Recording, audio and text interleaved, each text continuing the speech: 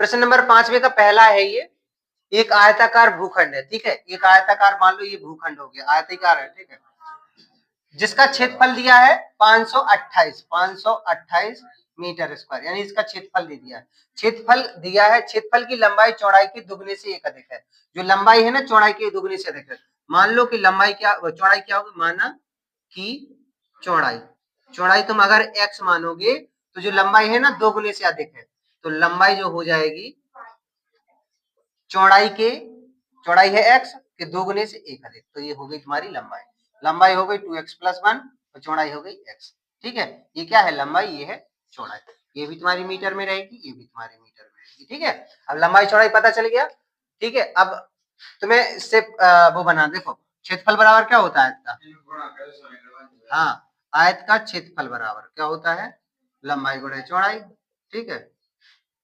तो क्षेत्रफल कितना है 528, लंबाई कितनी है 2x+1 तो चौड़ाई कितनी है x, इनका गुणा कर दो, तो क्या हो जाएगा 2x² x, और ये तुम्हारा 528, क्रम से लिख दो, अब उस तरफ चला जाएगा तो 2x² + x 528। अच्छा, इसके द्विघात समीकरण के लिए बनाना था कि इसे हल भी करना था, ठीक है, तो इनको हल ही करना, द्विघात समीकरण ही बनाना था अकेला, द्विघात समीकरण के रूप में निरूपित, ठीक है। अगर इसे हल करने को कहा जाए, एक्स वाई के मान निकालने, लंबाई चौड़ाई निकालने को कहा जाए तो इसको हल कर दो, ठीक है। तुम जानते हो पूर्णांक क्या होते हैं, नहीं जानते, देखो पूर्णांक जो है ना 0 से 1 2 3 4 5 6 डॉट डॉट इनफाइनाइट, -1 -2 -3, ये ऋणात्मक पूर्णांक होते हैं, ये धनात्मक पूर्णांक होते हैं। अगर पूर्ण संख्या की बात करें तो 0 जोड़ दो तो पूर्ण संख्या हो गई, ठीक है। तो पूर्णांक मतलब ये प्लस माइनस कुछ भी हो सकते हैं। अपन लोग क्या है एक पूर्णांक मान ले रहे हैं, अगर पहला पूर्णांक पहला पूर्णांक ये हो गया, माना कि प्रथम जो पूर्णांक है, पूर्णांक अगर तुमने x मान लिया, ठीक है, तो अगला वाला क्या होगा x+1, तो उसने क्या कहा, दो क्रमागत धनात्मक पूर्णांकों को गुणनफल, तो पहला ये मान लिया था, तो दूसरा ऑलरेडी x+1, ठीक है। देखो अगर उल्टा चलेंगे तो x-1 होगा, ठीक है, सीधे चलते हैं ना इस तरफ को, x प्लस क्रमागत, ठीक है।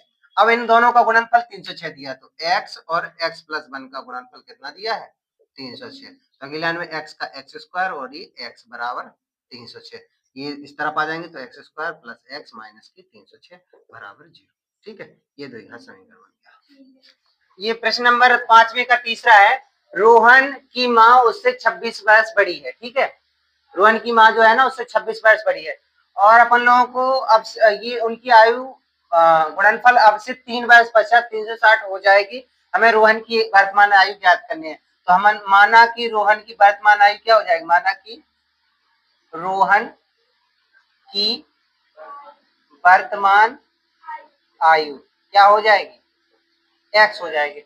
अब 26 वर्ष बड़ी है माँ, तो माँ क्या हो जाएगी, माँ की आयु हो जाएगी ना x + 26, ठीक है, ये रोहन की है और रोहन की माँ की है। अब देखना कहा है उनकी आयु का गुणनफल अब से 3 वर्ष पश्चात, तो 3 वर्ष पश्चात निकालने के लिए क्या करते हैं, पश्चात मतलब बाद में, 3 वर्ष बाद रोहन क्या हो जाएगा, रोहन की आयु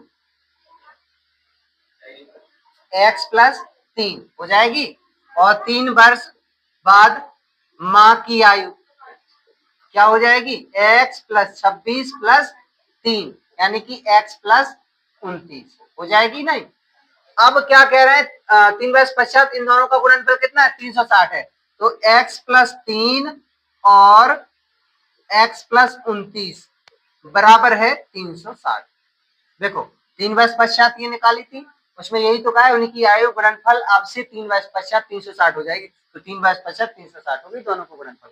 अब इनका गुणा कर दे रहे, x का x में x² हो जाएगा, x का 3x हो गया, 29x हो जाएगा, और ये 29 कितना 3 हम 27 की 7 हासिल 2 3 दूनी 6 और 2 8, अब बराबर 360। अगली लाइन में ये सब इस तरफ ले आओ, तो x² 29 और 2 29 और 3 32x, और ये 87 है माइनस के 360 हो जाएंगे बराबर 0, तो x² 32x और ये 360 मत्ती कितने बचे हैं 0 के माने 10 10 में से 7 गए 3 बचे, और 6 के माने 16 16 में से 9 गए 7 बचे, और इधर 1 गया सो 100 सॉरी 273, कितने बचेंगे 273 बराबर 0। क्वेश्चन नंबर चौथा है, 5वें का चौथा है, एक रेलगाड़ी 480 किलोमीटर की दूरी समान चाल से तय करती है। चाल फिक्स मतलब चाल फिक्स रहेगी, जो अपन लोग मान लेंगे वही चाल होगी, ठीक है। दूरी फिक्स है 480 किलोमीटर। अगर लिखना चाहो तो लिख दो। रेलगाड़ी की चाल ज्ञात करनी है तो अपन लोग मान ले रहे हैं, माना कि हाँ चाल, रेलगाड़ी की चाल, ठीक है।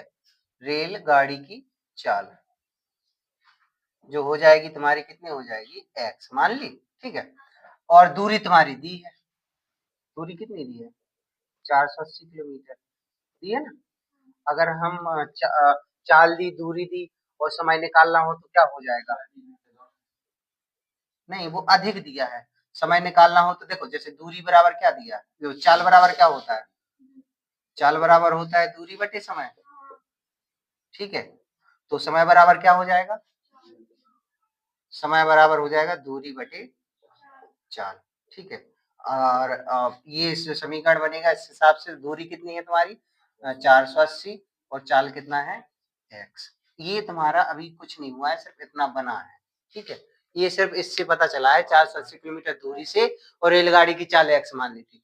अब कह रहा है यदि इसकी चाल 8 किलोमीटर कम कर दी जाए, 8 किलोमीटर कम कर रहे हैं प्रति घंटा, ठीक है। अब चाल तुम्हारी पहले ये थी, अब कम कर रहा है 8 किलोमीटर प्रति घंटा, ठीक है, कम कर रहा है, ठीक है। तो क्या हो जाएगी x माइनस 8, ठीक है, हो गई ना, ये हो गई। अब देखना, ये कम कर रहा है, सो पता क्या हो रहा है, 3 घंटे अधिक समय ले रहा है, ठीक है। तो 3 घंटे अधिक समय ले रहा है, तो यानी कि समय बराबर क्या होता है, दूरी बटे चाल। दूरी कितनी है 480 बटे चाल क्या है x माइनस 8, और प्लस में 3 घंटे अधिक समय ले रहा है ना, तो 3 घंटे और जोड़ने पड़ेंगे, अब जाके बराबर हो जाएगा, ठीक है। तो अब इन लोगों को बराबर रख दो। हमारा पहले जो निकला था वो था 480 बटे x, अब जो निकला है 480 बटे x माइनस 8 बराबर 3, ठीक है, यही निकल रहा है। अब इसे हल, सॉरी बराबर 3 का प्लस 3, ठीक है। तो अधिक ले रहा है समय, 3 घंटे अधिक ले रहा है ना समय, तो 3 घंटे माइनस करने पड़ेंगे। 3 घंटे अधिक समय ले रहा है, 3 घटा दो ना, सो बराबर हो जाए। 3 घंटे अधिक समय ले रहा है ना, 3 घंटे घटाने पड़ेंगे, ठीक है, तब बराबर हो जाएंगे, बराबर करने के लिए, ठीक है। अब इनको इनको इस तरफ ले आओ, 3 वहीं रहने दो, ये हो जाएंगे 480 बटे x, और ये हो जाएंगे 480 माइनस x माइनस 8 बराबर -3। इनको लासा लो, x x माइनस 8 आएगा, x का भाग दो तो कितना हो जाएगा, जी x कट जाएगा, x माइनस 8 हो जाएगा 480। चाहे तो तुम ऐसा करो 480 बाहर ले लो, दोनों में 480 बाहर आ जाएंगे, इधर इधर, तो इधर भी एक है, इधर भी एक है, x का यानी x माइनस 8 हो जाएंगे, और इधर हो जाएगा इसका भाग x। नहीं तो कर ही दे रहे, नहीं तो तुम लोग कंफ्यूज हो गए इधर। देखो एक चीज कर दे, हम पहले 480 बाहर ले लो, ठीक है। अब बचा क्या, 1 माइनस 1 अपॉन एक्स और 1 अपॉन एक्स माइनस 8 बराबर -3, ठीक है। अब तुम्हें थोड़ा समझ में आएगा, ये 480 बाहर ले ली, तो अब तुम ले लो लासा, x और x माइनस 8, x का भाग दो तो कितनी बार जाएगा, x बार जाएगा, और जी x माइनस 8 आ जाएंगे इधर, एक x माइनस 8 का इसमें भाग नहीं, x आ जाएगा, x से x कट जाएगा, कट जाएगा कि नहीं कट जाएगा।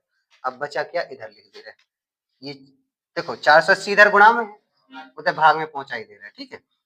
ऊपर बचा है -8 और नीचे बचा है x माइनस 8, और इधर -3, और ये इधर इधर काय में हो जाएंगे, ठीक है।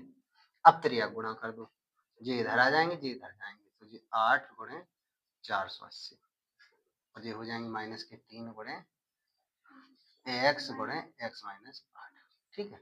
इनका गुणा करो, 0 8 64 और 8 चौको 32, 33 34 35 36 37 38 3840 माइनस के, और इनका गुणा करो तो ये माइनस के 3x है, और 3x स्क्वायर हो जाए, और ये हो जाएंगे 3 8 24 x 24x, ठीक है, प्लस के हो जाएंगे, सॉरी सबको इस तरफ ले आओ, तो ये हो जाएंगे 3x स्क्वायर प्लस के, ये भी आएंगे माइनस के हो जाएंगे 24, और ये तुम्हारे 3840 आएंगे।